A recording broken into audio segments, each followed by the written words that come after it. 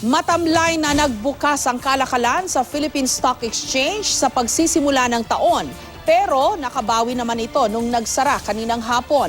Sa kabila ng mga hamon sa stock market, naniniwala ang Department of Budget and Management na bumubuti ang ekonomiya ng bansa. May report si Maki Pulido.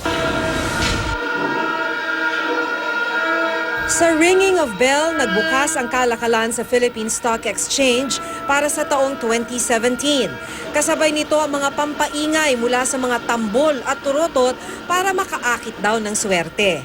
Nagbukas ang PSE Index sa 6840.06, mas mababa pa ng 0.58 points nang magsara noong December 29 para sa taong 2016. Kita mo, the last 2 quarters of last year since August, the money, obviously, no, that's ano naman, wala naman siyang alam na boundaries. It just goes to where opportunities are. It's so a lot of opportunities coming out of the emerging markets.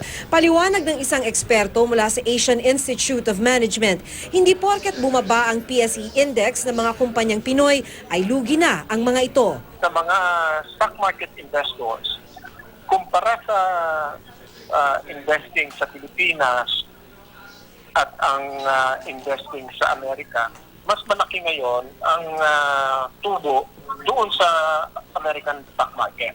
At lalong wala raw itong epekto sa ordinaryong Pinoy. Yung value ng stock market investment mo nabawasan ng 4%. Pero hindi ibig sabihin nalugi ka na rin, ano? Pero habang mababa ang presyo ng stocks, sabi ng PSE, ngayon ang tamang timing para bumili dahil hindi naman yan mananatiling bagsak buong taon. Ang importante dito is yung next 6 years, importante yung magiging kumpas ng ating bagong administrasyon. And I think in sync naman ng negosyo, yung business sector tsaka sa finance team. Yun yung economy natin, very fundamentally robust.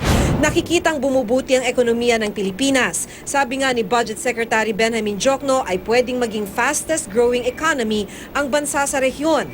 Pero ang mga hamon sa stock market noong 2016, siya pa ring hamon ngayong taon. Tulad ng walang katiyakan ng mga polisiya ni US President-elect Donald Trump at kung paano ipatutupad ang pag-alis ng United Kingdom sa European Union o ang Brexit. Kaya ayon kay Roel Refran, posibleng umiwas pa rin ang mga namumuhunan sa stock investments ng mga emerging market tulad ng Pilipinas. Pagpatak ng 3:30 ng hapon, nagsarang panalo ang stock market, mas mataas ng 20.67 points kumpara ng magbukas kaninang umaga. Maki Pulido, GMA News.